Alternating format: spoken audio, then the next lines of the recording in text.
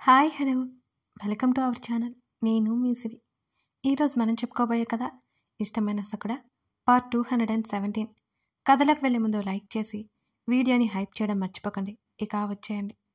రజని ఏం చెప్పినా ఎందుకు ప్రశ్న వేయకూడదని వినీత ఆమె పెట్టిన షరతు అది. నెమ్మదిగా ప్రణతితో స్నేహం మొదలుపెట్టి ఆ ఇంటికి వెళ్ళింది వినీత. ప్రణతితో స్నేహం కుదిరింది. అన్నిసార్లు ప్రణతితో వినీత వెళ్ళినా సరే మేఘన ఆమెని పట్టించుకున్నట్టే ఉండేది. తన లోకంలో తానుండేది. మేఘన డైరీ రాసుకోవడం చాలాసార్లు చూసింది వినీత. అలాగే ప్రణతి మాటల్లో గగన్ మీద కోపం చాలాసార్లు గమనించింది. అదే విషయం రజనీకి చెప్పింది. ఆ డైరీ ధరణికి పంపించమని చెప్పు, మన ట్రీట్మెంట్ ఇప్పుడే స్టార్ట్ చేయాలి అన్నది రజని. కానీ మేఘన్ నుంచి ఆ డైరీ తీసుకెళ్ళడం కష్టం. వినీత తనకి తెలిసినది చెప్పింది. నువ్వు వెంటనే గగన్ ఇంట్లో పని మనిషిగా చేరాలి అని రజని అంది. వాట్? షాక్ అయిపోయింది వినీత.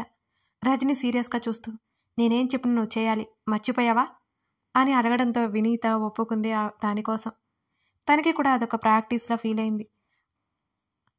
తనకి మనసులని ట్రాన్స్లోకి తీసుకెళ్లి ఒక ఊహా ప్రపంచం క్రియేట్ చేయడం బాగా చేతనైన పని. అప్పటికే గగన్ ఇంట్లో పనిలో చేరింది వినీత. రుక్కుతో స్నేహం చేసి ధరణి గగన్ గురించి, ఆ ఇంట్లో వాళ్ళ గురించి సైలెంట్గా తెలుసుకోసాగింది. అలాగే ధరణి యాక్టివిటీస్ గమనించసాగింది. ఇదంతా చాలా నెలలుగా జరుగుతున్న విషయమే. కానీ ఏ ఒక్కరికి ఇంత జరుగుతుందని తెలియదు.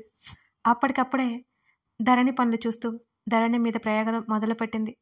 మేఘన మీద ధరణి అభిప్రాయం మార్చేయడానికి చాలా చేస్తుంది వినీత. అదంతా ధరణికి కూడా తెలియని విషయం. మేఘన గురించి ఆలోచించి ఆమె మనసు పాడు చేసుకునేది. మేఘన గురించి మర్చిపోయిన వినీత గుర్తు చేస్తూ ఉండేది.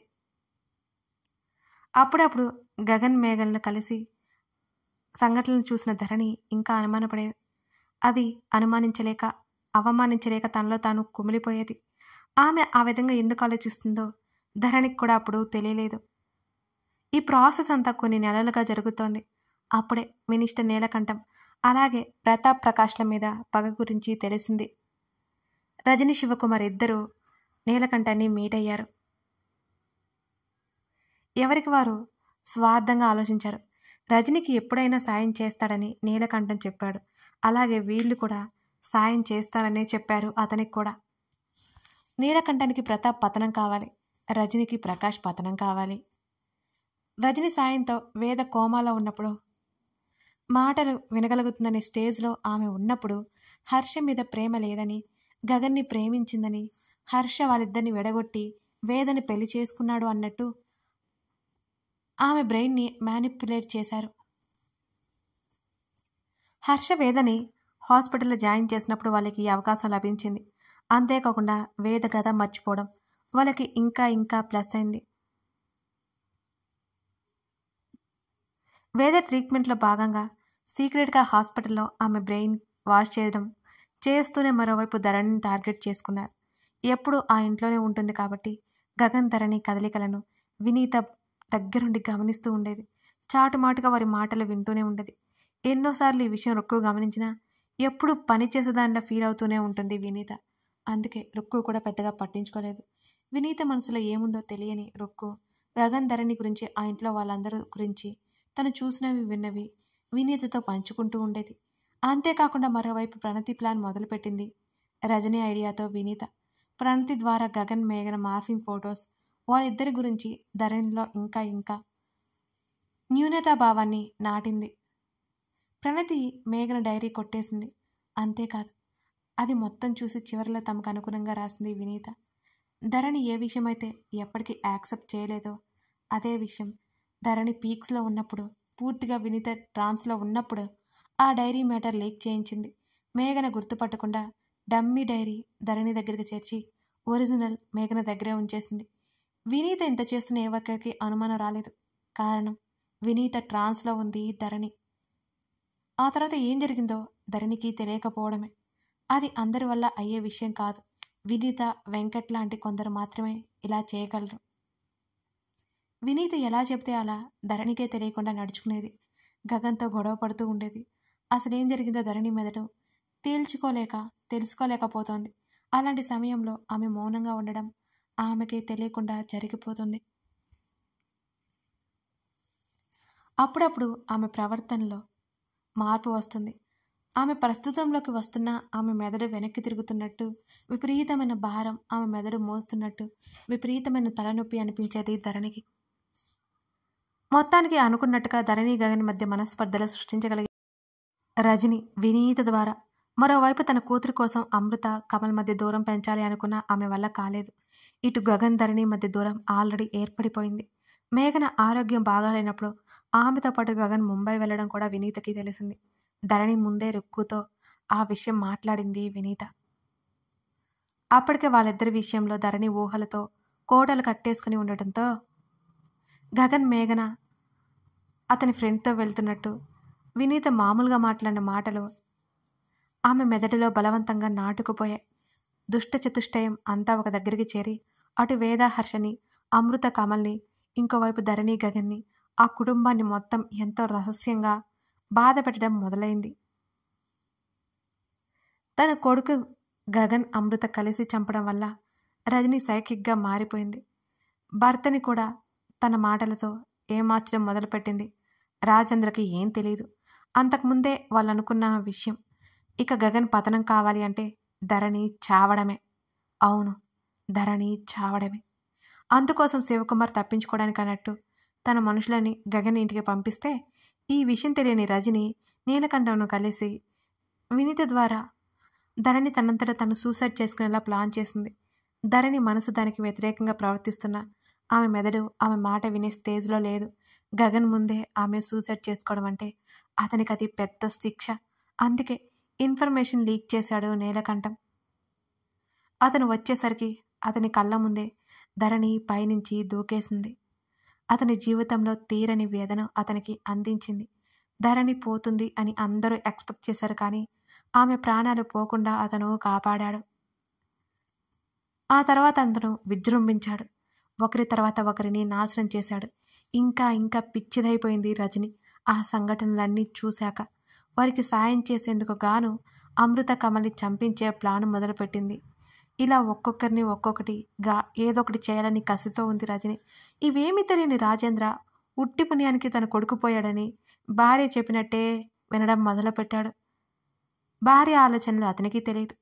ఈ విషయాలన్నీ విన్న దీక్ష మళ్ళీ గగన్కి చేరవేసింది. తనకు తెలిసిందంతా చెప్పి వాళ్ళ వైపు చూసింది వినీత. వినీత ప్రతి దాంట్లో వాళ్ళకి సాయంగానే ఉంది. ధరణి ఆ పరిస్థితికి రావడానికి కారణం ముఖ్యమైన వ్యక్తి రజని అయితే ఆ తర్వాత వినీతనే. ఆమె చెప్పడం పూర్తి చేయడం ఆలస్యం. బలంగా లాగిపెట్టి ఆమె చెంప మీద మరో దెబ్బ వేశాడు గగన్. అతను కొట్టిన దెబ్బకి ఆమె వెళ్ళి గ్లాస్ డోర్కి అతుక్కుంది. హర్ష ఆవేశాన్ని ఆపుకుంటూ మొబైల్ని ఆఫ్ చేసి పాకెట్లో పెట్టుకున్నాడు. మొత్తం రికార్డు చేశాన్రా, పక్కా ప్రూఫ్స్ ఉన్నాయి అని అన్నాడు హర్ష. వినీత బెదిరిపోయింది ఆ మాటలకి. గౌరవప్రదమైన డాక్టర్ వృత్తిలో ఉండి ఇంత చేస్తావా? డాక్టర్స్ అంటే దేవులతో సమానం. నీలాంటి వాళ్ళ వల్లే డాక్టర్స్ మీద గౌరవం పోతుంది కొందరికి. ఛీ, ఆ వృత్తి ఇక మీదట నీకు ఉండదు అని కోపంగా చూశాడు వినీత వైపు వెంకట్. ఇది చెప్పు ధరణి.